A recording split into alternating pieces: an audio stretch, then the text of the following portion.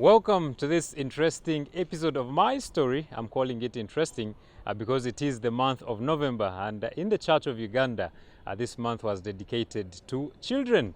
So why is it interesting anyway? It is interesting because today we are privileged to host the director of Sanyu Babies Home. Now I think we are at clue. Sanyu's Babies Home takes care of children who are, I could say, underprivileged, but these are kind people who come up and take care of them in whatever aspects they do. So today we are privileged to have her, and she will be telling us her story and what it took for her to join Sanyu's Babies Home and all those things that we really want to know. But of course, as we always emphasize, we always want to make sure this kind of people we host here impact someone out there, so that it can really empower you not to give up in life, depending on what kind of stories you hear from these people who have already made it. Now today, it is indeed a privilege to host you, Mrs. Barbara. Where does this person start from? You know, right now we are looking at a very big person, director Sanyu's Babies Home, but where do you start from and where are you born from? Well, Barbara was born in a village called Lusaka, not Zambia. Lusaka is in Machindye division. Lusaka, Machindye, Lukuli, around that area, but the village is called Lusaka. And Barbara was born to Mr. and Mrs. Joseph Cheyune. My father is late now. And I was born in a very big family of 12 children. 12 children from one mother, one father, 10 girls and 2 boys. And I happen to be the 7th born. You must have bullied these young 2 boys. No, there was no bullying them because they came in actually much later, and their coming was a celebration to the entire family. So they were loved, they were treasured, but we were also equally loved. Our father and mother loved us so much, and I clearly remember very well how my father loved me. I think I was the most loved daughter of all my father's children. Yes. I think I am sure. Yes. Okay, but life was so interesting when we were growing up. My older siblings must have had a very good life. You know, at that time when your parents don't have so many children and they have some good money. But by the time we came in, being number 7, things were not as good as before. So we were loved, but there was a little bit of struggling here and there, and I loved it. At your introduction, when you were introducing this program, and say that you always bring people that will encourage somebody out there. Maybe somebody is about to give up. So I'm so delighted to share my story, to share my testimony, because at that time when we were growing up, there was a little bit of struggle here and there. And then things became very difficult. In 1995, I was in primary 6 when my father passed away. It was a very difficult time for us. I was going to a UPE school now, a government school called Nachivo Blue Primary School. And when my father passed away, things didn't remain the same, because 12 children being left with a mother. She retired early. She was a midwife, but chose to retire early and support her father in his retail clothing and textiles shop. So at that time, things weren't easy at all, because our firstborn was just completing senior 6, and our lastborn hadn't started school. So you can imagine that kind of life in Kampala. That means you have to buy food, you have to buy soap, you pay for water, you pay for electricity. Things weren't easy. But because we knew, and I specifically knew, that giving up wasn't an option, I did whatever, at a very young age, I did whatever I could do to ensure that I make it. I remember when I was in primary 6, it was 2nd term, when our father passed away in the month of August, I quickly went to the head teacher, Mr. Chivumbi, then. And I talked to him, you know, our father passed away and we were born many. So that was my password everywhere. We were born many. My mother now has 12 of us, and she cannot afford paying school fees. And the head teacher was so good to waive off the school fees for 3rd term in primary 6. But then P7, we had to pay. I was so hardworking. I was a heady girl in my primary school. I became a leader at a very young age, because even in my nursery school, it was called Mother Care School in Machindye. I was a heady girl at a very young age. So I was a leader way back. And even in primary 7, our mother was struggling. But because I was a leader, I wouldn't be sent back home for school fees. You know those days when you come in the morning and if you haven't cleared school fees, then you have to walk back home. And yet it was a very long distance. Going to Nachivibo Blue Primary School from Machindye, Lusaka, is a long way for a 12-year-old girl, 10-year-old girl, but we had to foot to school every morning and foot back home. Yes, at least we had shoes. 97, I think lots of people had shoes. People going to schools around Kampala, but we didn't have a vehicle. Our mother was not able to afford money to pay for transport for us to get on a taxi. So we would walk every morning and back home every evening, and because I knew how hard our mother was working to sustain 12 children in Kampala, I purposed to work hard. So I worked so hard from a government school. I get a very clean first grade.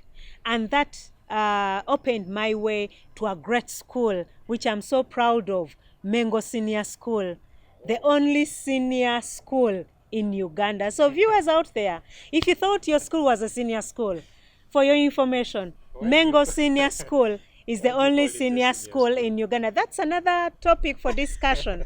But I'm so passionate about this school because as I speak right now, I am actually the vice president of the Old Students Association for Mengo Senior School. So passionate. Yes, because the school made me what I am today. So when I joined Mengo Senior School in Senior 1, things hadn't changed. So I had to walk from Lusaka all the way through the city center, all the way to Mengo Senior School. Quite a number of kilometers. You know, but you walk in the morning. Yes, Senior 1, you walk in the morning and walk in the evening. And that didn't just happen for only 1 year. 6 solid years. Wow. Every morning and evening you walk to school, you walk back home from Senior 1 to Senior 6. And I have very good memories about the school. It was an interesting school that in Senior 1, I realized that actually I need to be a child. Because throughout primary, I missed out on an opportunity of being a child. Why? At home, I grew up as a leader, even though I was number 7. So I took up responsibility at a very young age, caring for my young siblings. But even at school, being a head girl in nursery school or being a prefect in primary 4, primary 7, primary 6 and so on, you behave a certain way. They don't find you playing gogolo on the compound and you're the heady girl. So in senior, I'm like, wow, I am now free. At Mengo Senior School, the terrace is a bit hilly. Yes. So those that are very familiar with the school playground, it was a bit hilly. And in Senior 1, I remember very well when I decided to play gogolo. I don't know what gogolo is called, but you literally slide, and not exotic slides, but we are sliding on the grass up from a hill down into the playground. And one time during our game of sliding, I made my skirt so dirty, but then I had to walk from Mengo Senior School through the city center up to Machindye with a dirty skirt. But I was wise. I borrowed 2 extra sweaters, cardigans from my friends, and so one was here, another one was here, and another on the back, so that my dirty skirt wouldn't be exposed. And still after enjoying, I would go up, climb trees. We had guava trees at school. I was in Senior 1 West, so that is at the extreme end of the school on a hill. There was a teacher called Mr. Ntagari. At his residence, there was a guava tree. And because I grew up with so many girls, I knew to do everything that a boy would do. Because at home, we would climb trees, to get the guavas, to get the mangoes, to get the jackfruit. Here in Machinde, we had lots of fruit trees. So I was a star. And whenever we wanted to eat guavas, all my friends in senior one would ask, Barbara, can you please climb and get the guavas? And I would climb the trees and get the guavas. So senior one was very, very interesting. I'm looking at a very stubborn person. Are you not being caned somehow? Because you went home with a dirty skirt. Is mom happy with this? In senior one, I was almost expelled because it was during class time, and then my friend Regina and Robina and I decided to go out and get guavas. And who was climbing? Barbara was on top of the tree. So a teacher called Mr. Bakoja comes in class. No, it was Mr. Bachelor comes in class, and these three girls are out. So we get to know that teacher is in class. They alert me. I get down from the tree, and then we rush to class. And because we are so tiny in senior one, so you all just enter and mingle in. And then the teacher is like, where are the three girls that have just entered? And we had all mixed up with all the other children in class, and everybody was confusing him. There. And somehow we used lots of tricks until he got us. And I felt so ashamed being taken to kneel in front of the staff room. I wasn't a leader then. I think I was a class monitor, but that wasn't my thing. I was always responsible, well-mannered, but now here I am. I have to lean in front of the school staff room, and then we have to write letters apologizing, and then the teacher is threatening to invite our parents. We had to plead a lot. I cried, and so many things happened. So I learned my lesson. I was like, okay, I have to go back to the old Barbara. And then life continued, being very responsible, being a leader. But then I was also involved in lots of extracurricular activities that made my highlight in school. I was in sports, I was in music, dance and drama, I was in scouting, I was in scripture union, Red Cross. I was everywhere. I remember when the school was starting a rugby team for girls, I was among. I went and joined in. Yes. Then there was baseball being introduced. I went and joined in, even though for some of the sports, they seemed to be difficult along the way, so I dropped them. But I was always there to play for my team, George House, so that we don't lose. I was in netball everywhere, athletics, cross country, and I won lots of medals and certificates. Are you balancing books here? Oh, yes. I was a very, very good performer to an extent that even when I got to senior 4, I performed so well that I managed to go back to Mengo Senior School on merit. Senior 1, I entered into Mengo on merit, but even after senior 4, senior 5, I go back on merit. Now, senior 5, we get students from other schools. Some of our friends have gone away, and now students from other schools are coming in, single-sex schools coming in, and, they behave a certain way, they do things a certain way. But then I continue to be the Barbara I was in the past. And then along the way, I get friends from other schools, and our focus was mainly discussion, focusing on books. And what inspired me the most, my class was just adjacent.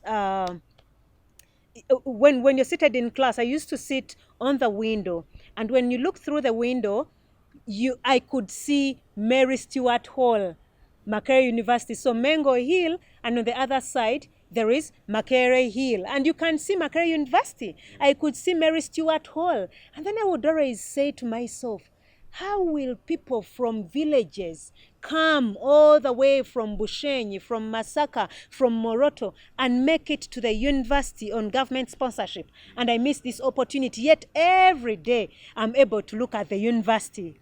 So I said to myself, I have to work hard. And I indeed worked hard, because I knew very well if I missed entering the university on government sponsorship, my mother wasn't going to be able to afford, because I could see it from my older siblings. If you can't go to Makerere University on government sponsorship, all that our mother was able to do was paying for a diploma, and then after you've acquired your diploma, you work and then upgrade, get the degrees and masters that you want. So I was so lucky that in senior 6, I made it to the university, and I celebrated a lot. You seem to be having so many extraordinary thoughts. Were you having someone inspiring you somehow, somewhere, or because everything seems to be like you were making it on your own? Did you have people inspiring you? Yes, yes. And my main inspiration, the person that inspired me the most, was my mother. Every time I looked at my mother work so hard to sustain 12 children, I was like, I have to make it. I have to make my mother so proud. And I would go to the teachers, even on behalf of my other siblings, at every new term, and speak to the teachers. Teacher, you know, we were born so many. We lost our father. Our mother is unable to pay the school fees at once at the beginning of the term. Can you give us a grace period? Can you let our mother pay in installments? And that is what happened throughout. I don't remember any one term of my mother paying the entire school fees at once, apart from senior 1 first term and senior 5 first term. But for the rest of the terms, half.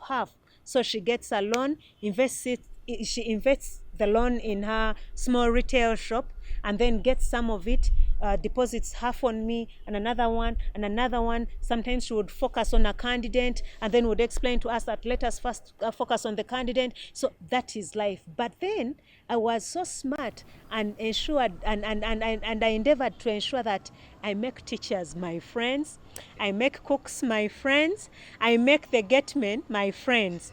So we would enter into the gate, and for the first 2 weeks, first week, beginning of term exams, and then the next week, you're given a grace period. After 2 weeks, you present a gate pass.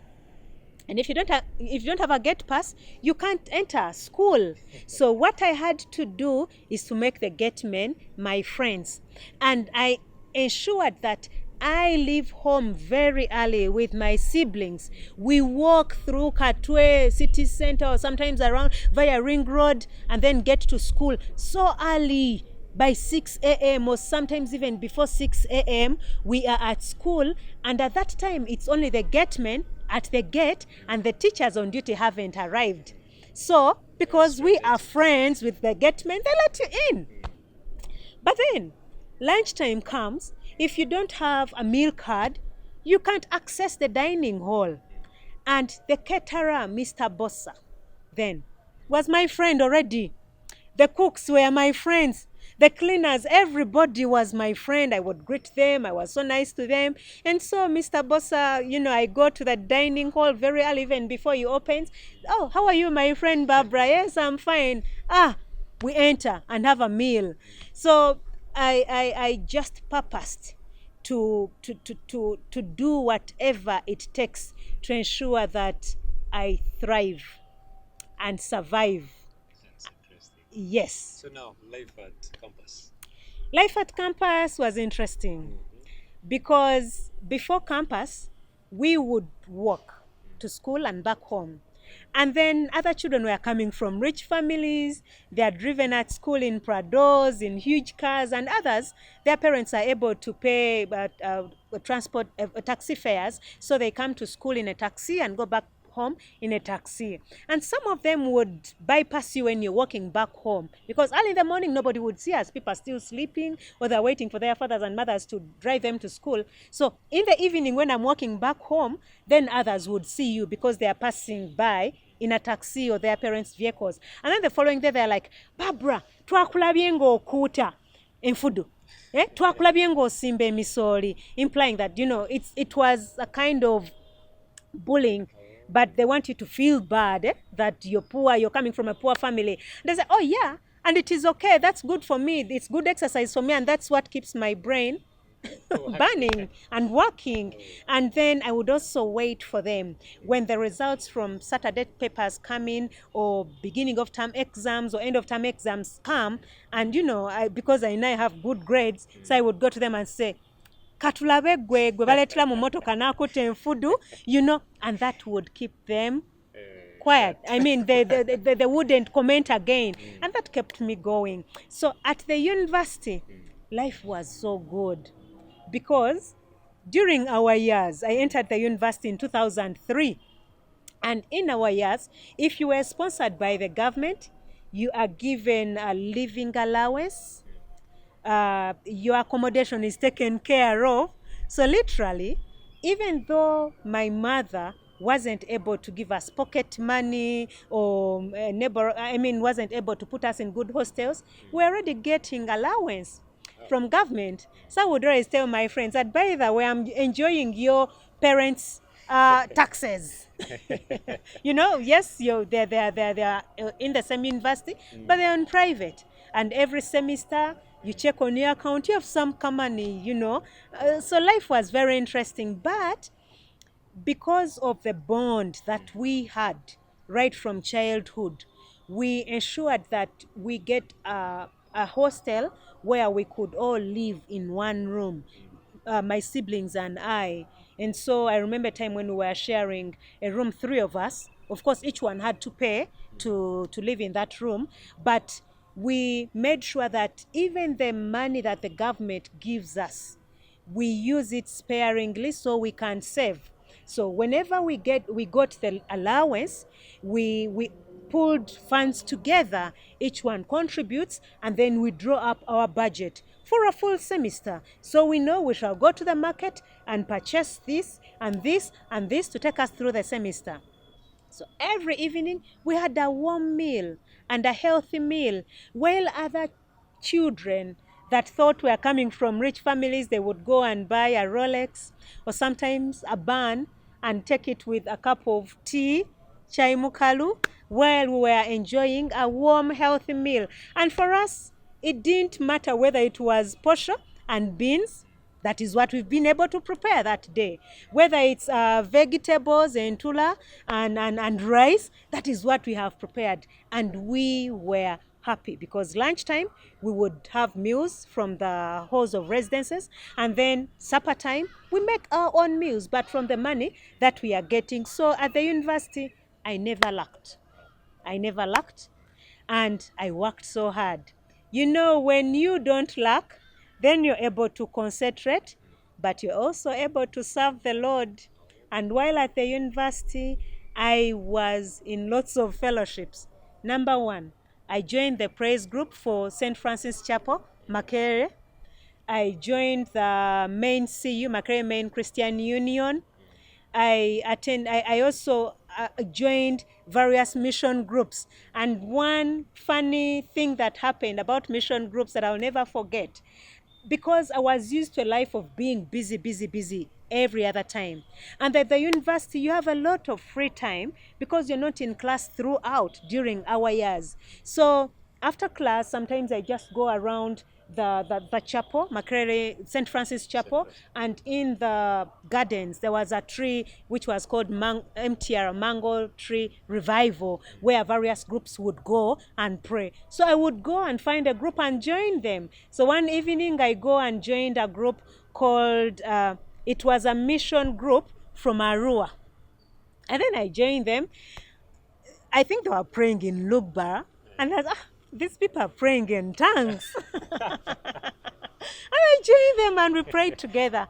But it was a loving group that welcomed me after praying. They're like, oh, we have a visitor, Midi-Stars. Introduce yourselves. I tell them I'm Barbara Nankya. Oh, Nankya, you're Muganda. By the way, this is a mission group from Arua. And at the end of the semester, we have a mission to Arua. I was like, I want to go. So I joined. We got on the bus to Arua and went for mission, and it was so nice. So that is a group that also became so close to me, and they became my friends. We went for mission, but even when we returned, I continued fellowshipping with them. So that is what I remember most at the university. I always wanted to utilize my time very well. Okay, that's interesting. So, and what do you join the working economy immediately after campus, or you're stuck somehow? At university, I studied education. And if you're doing education, every end of in year 2 and year 3, second semesters, you're supposed to go out on school practice.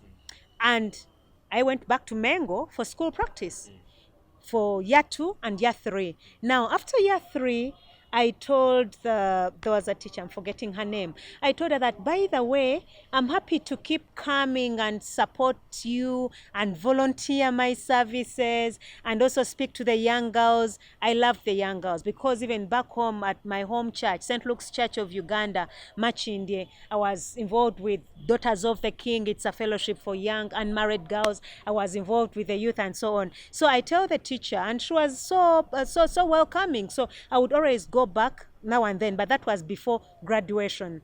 And in 2007, yes, 2007, we graduated. I completed in 2006, so 2007 we graduated. And after getting my transcript, I started writing application letters. And because I grew up around church, all I knew was church. I dropped my application letter at the Namrembe Diocese, in various places that I knew, church-related places. And as I was still volunteering at Mengo Senior School, there came a group called Assistance Mission for Africa just after graduation, and they were looking for missionary teachers to go to South Sudan. 2007, South Sudan wasn't a safe place. To go to South Sudan in a place called Unit State Bentiu. So not Juba. Juba is nearer Uganda. But Unit State Bentiu is in the middle, close to Northern Sudan. Yes. And they were looking for missionary teachers to go to South Sudan and teach English and Christianity to former SPLM soldiers. And when this opportunity came, I said, I will go. That was the difficult decision for my mother to make, letting me go. It was very difficult, but I was telling her, you see, I'm going to serve God, but also I have graduated and I need money because they were going to pay us at the end of the day. And she eventually blessed me and I went. When I went, I didn't know that this was a training ground for what God had ahead of me.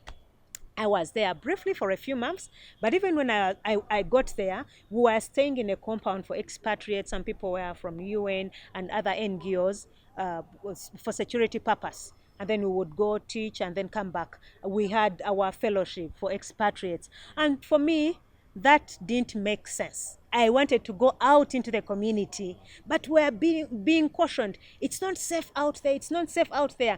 And very quickly, I made friends with the local people. And that region, they are mainly a group of a tribe called the Nuels. The Dinkas were the other side, and then these ones were mainly the Nuels. So I make friends with them. Some of them were English speaking, and they became my friends. And in the group I was teaching with, there was an older man now from Kenya. He was in his 50s. For me, I was in my 20s, 24 then. Then there was a Ugandan lady. She was in her 40s, and those became my friends because we had the same passion. We wanted to go out into the community, things of fellowshipping as internationals, to call it. So we get this idea that what about if we went out, found a local church and fellowshipped with them? And so we go into this Episcopal church and we introduce ourselves, and one of our friends would always interpret because they were praying in their local language, but he was always there for us to interpret. And after prayers, I said, we fellowshiped there a number of times, and then we're like, but we can do something for this church because they didn't even have chairs. And out of the little allowance we were getting, we organized amongst the three of us to get our tithe and buy plastic chairs for that church because they didn't have chairs. And for them, it was such a huge blessing, and they indeed welcomed us. So every Sunday we are looking forward to going there. We also decided to use our Saturdays by going to prison because I was already friends with Reverend Sentumbwe. And after my during my senior six vacation and at the university, whenever I was going for prison ministry in Rosira, in Chigo, and I'm available, I would go with him, and I learned a lot from what he was doing in the prisons. So it quickly came to my mind that we can also visit the prison, and we started our prison ministry while there. And in the prison, what shocked me is that the prisoners who are condemned have big chains tied on their legs, so they can't even walk with ease. The chains are huge and heavy, and they are not getting enough meals, so they are skinny. That shocked me a lot, and I said, no, we must do something for these people. In the prison, we would go sing with them, tell them about Christ. But you see, like I said, that if you're poor and you're doing ministry, ministry can be very difficult because you can't bless people. But we're earning an allowance. Remember, we're able to get 10% of our salary and purchase chairs for the other local church. And now we're like, okay, the next month we are going to make a special meal for the prisoners. They have their special bread called esh. That is their staple food. And then meat. Meat was a bit costly. So we purchased meat, got involved to cook with the ladies that weren't condemned because for them they don't have chains, but other ladies had chains. And then my Ugandan friend and I went and participated with the ladies. We cooked, and after serving them, we danced and told them about Christ. And the prison wardens always invited us, when are you coming back? When are you coming back? When are you coming back? So those two activities always kept me busy. And December comes, I return to Uganda. And when I returned to Uganda, I had to look for Bibles because I want to take them back in January to continue with my ministry. Wow, what a joy it is indeed to share with Barbara. She is really interesting. Just like I told you at the beginning that this is an interesting episode. I think you've been witnessing this according to what she has been telling us. What a joy she is, really. And when we return immediately after the break, we are going to dive into Sanyu Baby's home. When and where does she start her journey at Sanyu Baby's home? Now remember, we are here at Namirembe Guest House, and in case you want any sort of accommodation, they have the best in this game. And of course, any party, they have the best conference rooms and everything like that. So you can find time and check them out there.